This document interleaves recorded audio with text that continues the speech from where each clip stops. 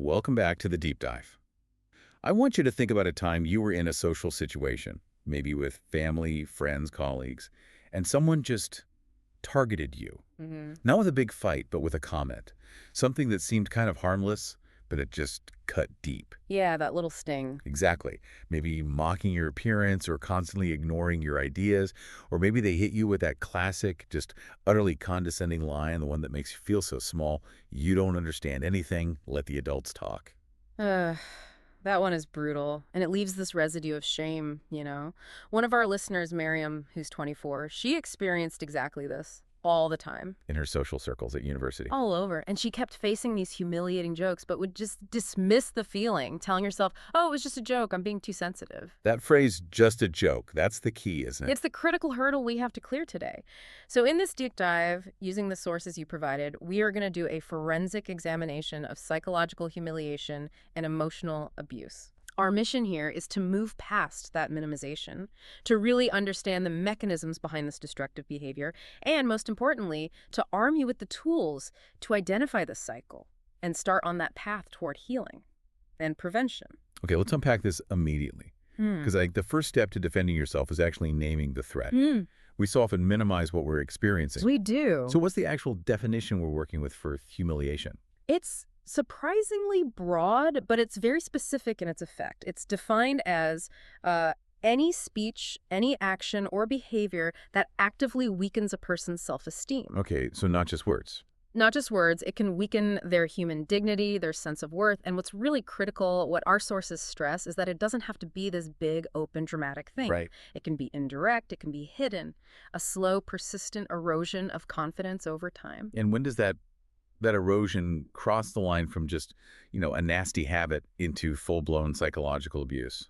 That's the key distinction. Psychological abuse is when those behaviors, they stop being isolated incidents and they become a pattern, a coordinated pattern. A strategy. It is a deliberate strategy, Mhm. and it's aimed at gaining control, destroying the target's internal framework, instilling helplessness, or just outright humiliating them. What's the motive? Well, what's often missed is that the humiliator is usually looking for a cheap display of power. It's about gaining control over the relationship dynamic. So it's not really about the joke or the criticism itself, it's a power play. It's a power play. Yeah. And the sources suggest this is terrifyingly common. I was going to ask about the scale of this. It's absolutely a societal problem, not just an individual one. I mean, the American Psychological Association reports that about 40% of people, 40%. 40% experience severe humiliation at least once in their life. That is an enormous segment of the population grappling with what is often unrecognized trauma. Wow. And the long-term price tag for that must be just astronomical. It's not just a bad day. Exactly. I mean, look at the developmental cost. Harvard did these 20-year longitudinal studies. They found that chronic childhood humiliation triples the risk of adult depression. Triples it. Triples. So if our listener, Miriam, had been hearing those belittling comments since she was small, the physiological impact is profound. It fundamentally alters her psychological development. And if we zoom out to the macro picture, Yeah. the economic impact alone is pretty eye-opening. It really is. We're talking about something like $14 billion in annual economic loss just from workplace humiliation. How does that break down? Reduced productivity, high job turnover. It shows that a toxic culture isn't just felt by the victim. It is a quantifiable corporate failure. And this behavior, it's tragically sticky, isn't it? It gets passed down. Oh, absolutely. The sources reveal this painful reality of generational transmission. The humiliation cycle reaches 65% in families. 65%. That's So right. if you were humiliated as a kid, Yeah. You are significantly more likely to perpetuate that dynamic, often without even knowing it, just because it feels like a familiar, if painful, way to communicate. that reality leads us right to the question of motive. Why do people do this? Let's pivot now and look under the surface. What are the mechanisms driving this? The roots are? Well, they're complex. It's a blend of personality, environment, education. But the most common finding is that the behavior really stems from an internal deficiency. What do you mean? A lot of humiliators harbor these profound hidden weaknesses, deep insecurity and inferiority complex. They feel small inside. So they try to make someone else feel smaller. Exactly. They try to gain a momentary superiority by, as one source put it, destroying externally instead of reforming internally. It's a shortcut. It's just easier to tear someone else down than to fix your own deep-seated Wait, issues. so is this mostly a conscious manipulation, or are they just unaware of where their behavior is coming from? It can be a bit of both. For some, especially those who are very control-oriented, it is a deliberate tool. They use it to break psychological resistance and enforce obedience. They know what they're doing. Okay. But for many others, it really does stem from a learned behavior model. If they grew up in a house where blame or ridicule was just normal, Like tough love. exactly, they genuinely see that toxicity as the correct communication style. They're just repeating what they learned. This brings us to the core aha moment for the listener, I think. What is physically happening inside our brains when we're the target of this? This is where the emotional experience meets undeniable biology. It does. And we now have definitive scientific proof that social pain is physical pain. What do you mean by that? fMRI scans. They reveal that social rejection or, verbal humiliation, it activates the exact same brain pain regions, The same ones. the same ones, specifically the anterior cingulate cortex, which responds to physical hurt. So when Miriam was told, "You don't understand anything," her brain was registering a literal injury, not a metaphor. That is just, it's profound. So what happens if this exposure becomes chronic, like in an abusive relationship?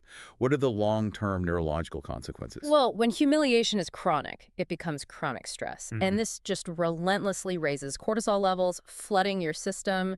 It hyperactivates the amygdala, The fear center. the brain's deep fear center, yes. Yeah. You're essentially locked in a perpetual state of fear and hypervigilance, just constantly scanning for the next attack. And it does physical damage. Oh, yeah. Prolonged stress physically shrinks the hippocampus. That's the part of the brain that's vital for memory, for learning, for emotional regulation. So the victim might literally have trouble remembering facts or learning new things because their brain is physically being degraded by stress hormones. Precisely. And to compound that, the dopamine reward system gets disrupted. So victims might seek out avoidance behaviors or addictive compensation foods, substances, anything to temporarily fill that void. That neurological damage makes it so clear why the hidden forms of abuse are often the most destructive. There's no visible scar. Exactly. And we need to be really specific about what to watch for. Let's detail them. What are these hidden forms? Okay, so you have hidden verbal abuse, that's relentless sarcasm, constantly devaluing your achievements, or using degrading words but masking them with humor. The classic, "it was just a joke" defense. Right. Then there's emotional abuse. This is calculated coldness, indifference, withholding affection as a punishment, or stonewalling to show disapproval. And the most insidious one, the one that really destroys a victim's sanity, Mm. gaslighting. Ugh. Gaslighting is it's such sophisticated manipulation. It's designed to make the victim doubt their own perception. Their memory, their judgment. Everything. The abuser systematically denies things that happened, tells you misunderstood, until you're forced to conclude, "I must be crazy, the problem must be me." And then there are the behavioral acts, which can be so subtle. So subtle. Deliberately ignoring someone in a meeting, withholding critical information they need for their job, or just these tiny microaggressions designed to exclude the target. And these behaviors have only gained this exponential reach in the digital age. Let's connect this to the broader context now. Cyberspace seems like it was perfectly built for humiliation. It really is. It acts as a massive accelerator. Cyberbullying takes a private moment of humiliation and just instantly broadcasts it to millions. That instant, massive public exposure adds a layer of terror that traditional bullying just never had. Exactly. And the systems themselves are complicit. Social media algorithms are literally designed to boost content that generates high engagement. And outrage and humiliation drive the highest engagement. You got it. The platforms actually reward public shaming. And this creates what we see in cancel culture, where people are just publicly destroyed, often based on incomplete information, with no real chance to defend themselves. It's permanent public humiliation. Globally shared. And our sources highlight the risk. Teens who spend more than 3 hours a day on social media experience cyber humiliation twice as often. The risk profile is just significantly higher. Let's transition now to gender differences. This is so relevant, both online and offline. How do men and women tend to differ in how they how they execute this behavior. The methods tend to align with societal power structures. Men generally perform more direct, overtly power-oriented humiliation. Like what? Mocking abilities, career achievements, financial status, it's a direct challenge to someone's competence. And women. Women often employ more indirect, relationship-focused humiliation, so focusing on exclusion, sarcasm about appearance, or attacking the target's social connections. It targets their sense of belonging and security. And when they're the ones being targeted, how do their reactions diverge? We see a pretty clear difference in internalization. When humiliated, men are often conditioned to hide the shame and convert it outward into anger or aggression. Okay. Women tend to internalize the attack, and that leads toward depression, anxiety, self-blame, and this even plays out in workplace data. While male humiliators actually get promoted more often, probably because of their perceived assertiveness, humiliated women are found to leave their jobs sooner. It suggests the psychological cost just drives them out of the environment entirely. That just shows how deeply ingrained and systemic this all is. Uh-huh. Okay, we've established the scope, the mechanism, the social context. Let's move to the most crucial part. Yeah. How do we identify this pattern, and what are the practical steps for coping and breaking the cycle? Okay, so to regain control, you have to recognize the predictable nature of this abuse. It rarely happens randomly. It follows a very precise cycle of humiliation. Walk us through those phases. It starts at the tension-building phase. This is all about escalating unfair criticisms, constant dissatisfaction, subtle manipulations that are designed to instill fear, to make you walk on eggshells. The whole environment just feels heavy. Which then inevitably leads to the active humiliation phase. That's the explosive moment that Miriam experienced. Yes, that's the direct action. The insulting words, the verbal assault, the punishment. But the critical part, the one that guarantees the victim stays hooked, is phase 3, the reconciliation and justification phase. And this is where the just a joke excuse comes in. Precisely. The abuser offers these superficial apologies. They minimize what happened. I was having a bad day, or you're too sensitive. And cruelly, they blame the victim for causing the reaction. They make you doubt your own pain. Actively. And this brief moment of superficial relief is then followed by the temporary calm phase, a short period where the behavior reduces.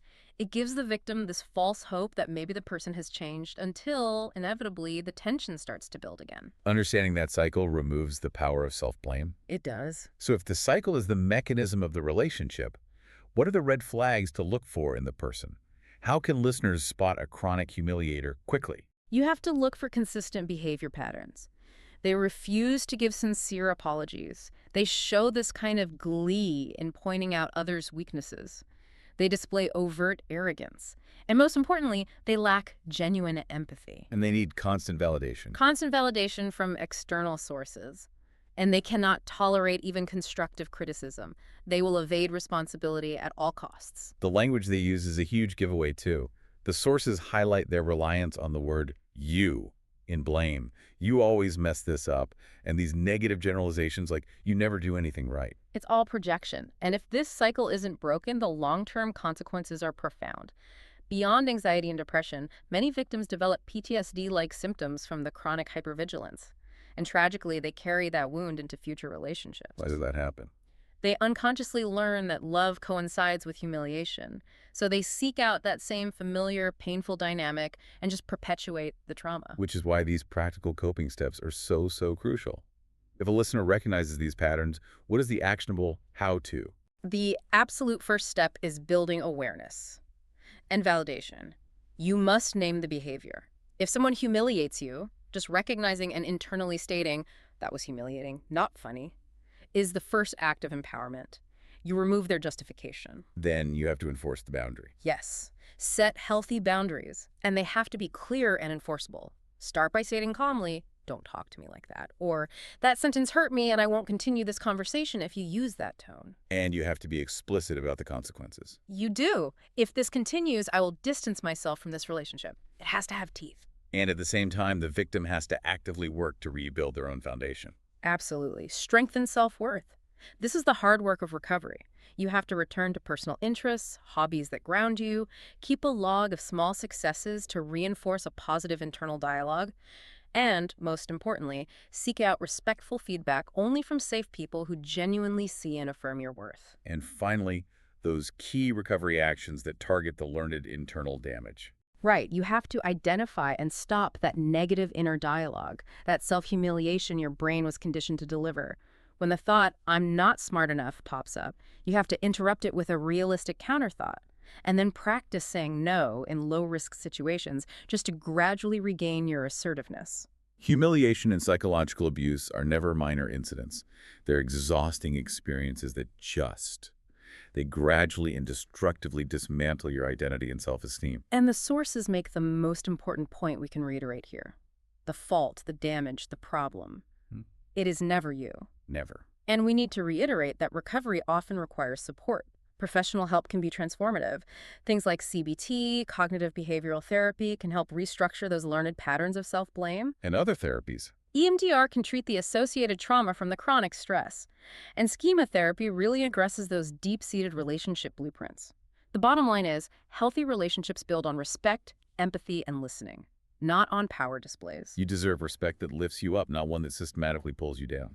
Remember that healthy relationships require two full respected people, not a humiliator and a target. So here's our final challenge question for you. If you identify one specific humiliating behavior or comment pattern in your life today, past or present, what is the first concrete action you will take to establish a boundary or seek support?